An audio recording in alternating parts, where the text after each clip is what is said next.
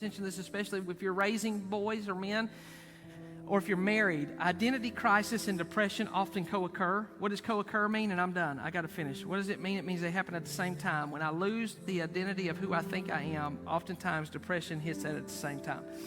Let me give you an example. When you take, let's just use something, I was using this last night. You take a sports star, and that's all he's ever known. He's played basketball his whole life, and he's played through all the AAU, and then he goes to college, he gets drafted, and he's got his face on everything, and he's got jerseys to sell, and that's all he does. He plays ball, and then at 45 or 42 or 43 or whatever, he decides he can't play anymore because it's just too much, and he retires, and then he goes home, and the next thing you know, he's coming out of retirement. What's that about? He's having an identity crisis. It's all we've ever known. And so for some of us, our identity's tied into what we do. It's our job. So when we get fired, we don't know, they have this depression, or in a marriage or in a relationship, it's an identity crisis. I think of Samson. That's who's in my... Samson is in Judges. He was one of the greatest judges to ever live, and he was the strongest.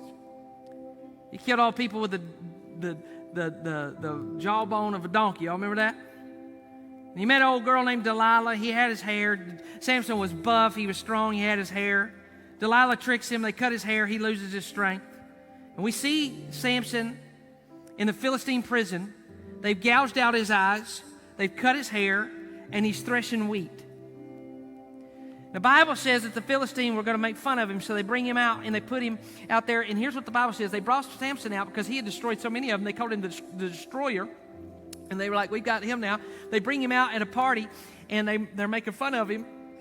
He can't see anymore. His eyes are gouged out, but his hair started growing back. And here's what Samson prays. Samson is down bad. He's not the Samson that he once knew. He's lost the love of his life, Delilah. He's lost his strength. He's lost everything. And now his identity is gone. He's no longer Samson the destroyer. He's now Samson the defeated. And he asked this young boy, he says, put me between the two pillars. And he goes between the pillars. And the Bible says with his eyes out, he's able to feel the pillars. And he hears all the people talking. He's lost his identity. And he is angry. He can't see a future. He literally can't see a future. And the Bible says that he prays, God, let me push these pillars down. I'll kill all these Philistines and I'll gladly die myself.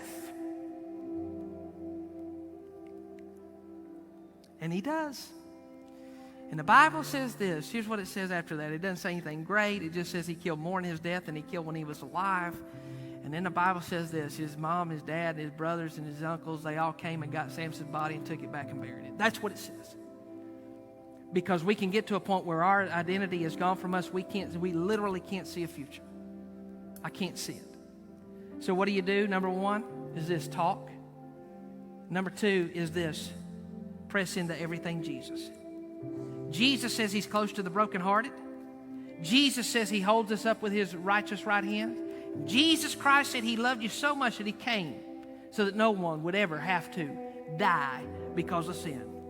Jesus Christ, I'm telling you, no matter how low you get, the Bible says you can't go too high and you can't go too low. You can't go too far. You can't go too deep. Jesus Christ, he says this, it says nothing can separate you from the love of Christ. And I just pray to you, I just ask you this morning, I petition you, whether you're online or you're here, I petition, don't let the enemy so disrupt your mind and heart that he pulls you down to where you don't think life's worth living. I'm telling you, it's worth living in Jesus Christ. He loves you so much. The enemy came to kill and steal and destroy you, but Jesus came so that you might have life and have it abundantly. Don't let the enemy win.